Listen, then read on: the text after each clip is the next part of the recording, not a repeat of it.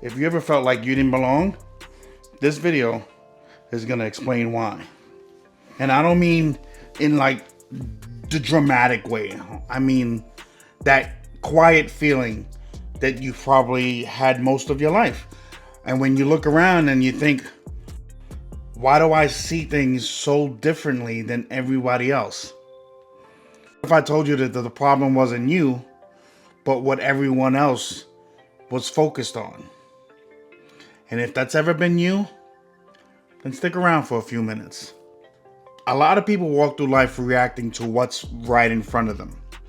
They react to what's loud, what's obvious, or what's trending. But some of us don't stop there. We look underneath things. We notice patterns, motives, context. What led to this moment? Not just the moment itself. And that's usually where the disconnect starts. Not because you think you're better than anyone or that you're being negative, but because you're trying to understand why most people are just reacting. And that difference can make you feel out of place. I personally know this feeling all too well. This is exactly how my brain has always worked. I don't just see what happened. I want to know why it happened. And for a long time, I assumed that everyone else did that. But they don't. And I didn't realize it until much later. But this is actually what I do naturally. I don't solve problems for people. I strip away everything that isn't the problem. And so essentially, I remove the fog. So whoever's steering the ship can see clearly again. So part of this comes from how I was raised. I grew up in a church environment. I was even an altar boy for a while, if you could believe it. But whether you're religious or not, that environment teaches you something important early on. And that's that people are more than their worst moment. Intent matters. Context matters. What someone else is carrying matters. And you learn that life just isn't rules and labels. It's layered. And once you start seeing it that way, you don't ever stop. So when I hear about something or someone doing something wrong, my brain doesn't just jump straight to that dude is a bad person. It goes to, damn, what led them there? What pressure were they under? And what problem felt so bad that they had to resort to whatever it is that they did? That doesn't mean that the actions doesn't matter, because accountability still matters and consequences still matter. But there's a difference between accountability and dehumanizing someone.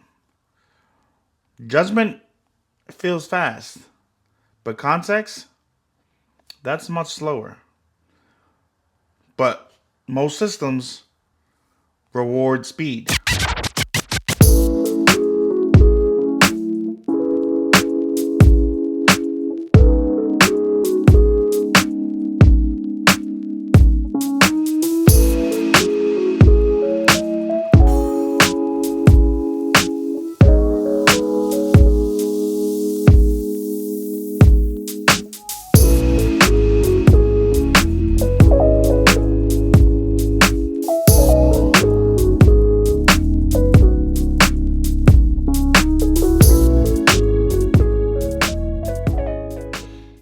I'll give you an example.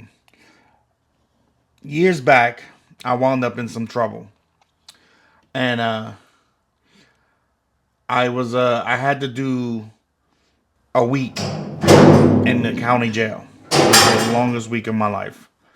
And in there was this guy who didn't fit with the rest of the people in there. Like, this guy was soft spoken. He wasn't loud. He wasn't boisterous. Like, he wasn't he just didn't seem like the type of person that you would see inside inside a jail, inside of doing time. And he didn't appear violent or even seem dangerous. And then one day I was talking to another inmate, and I found out this guy's story. He was in fact homeless, and he had nowhere to go. So he got tired of being on the street, and one day he took a brick and smashed in a store window. And he sat on the ground and waited for the cops to show up. Because at least in his mind, at least inside jail, inside a county lockup, he had 3 hots and a cot.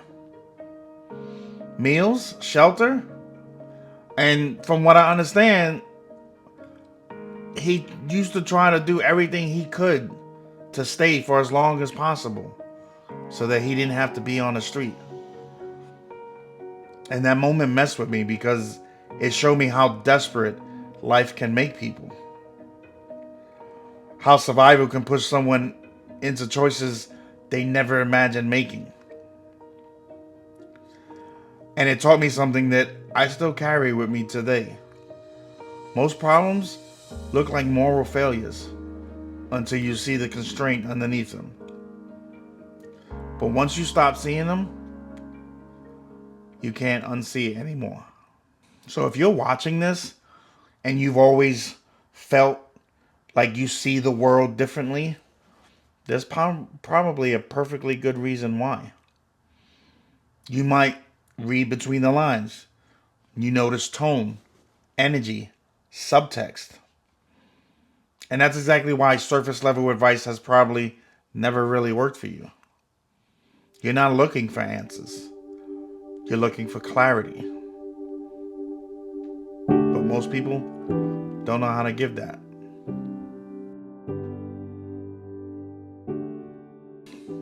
And it's a little wacky considering what I'm doing. I noticed the irony of what I'm doing right here, because social media isn't built for people like this, like us. It rewards speed and hot takes, snap judgments, like or dislike, agree or cancel.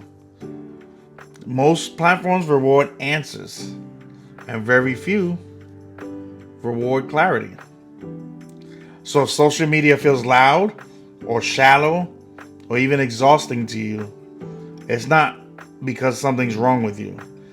It's because the system just isn't designed for how we think. All right, listen up.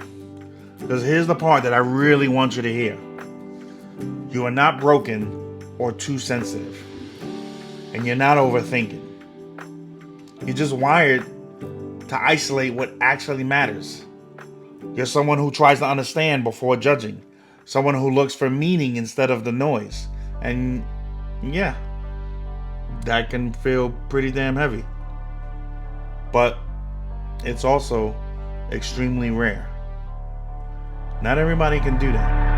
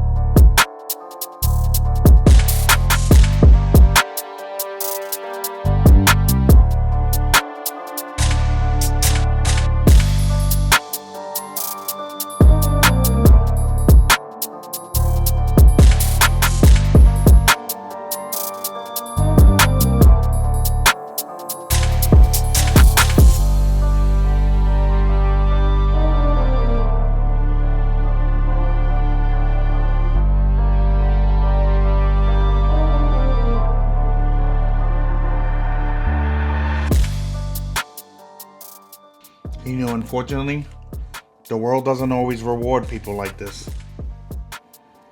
But it does need them. Somebody's got to do it.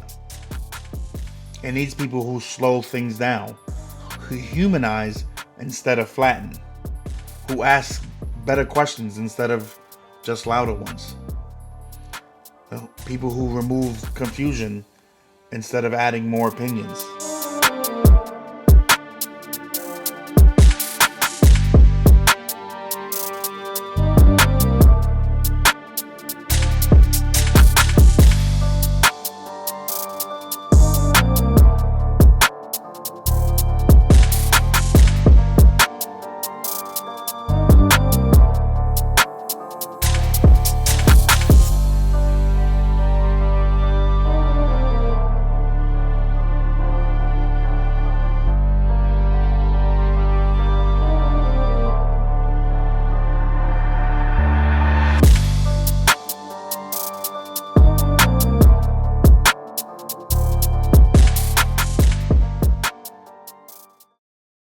So, if you've ever felt different,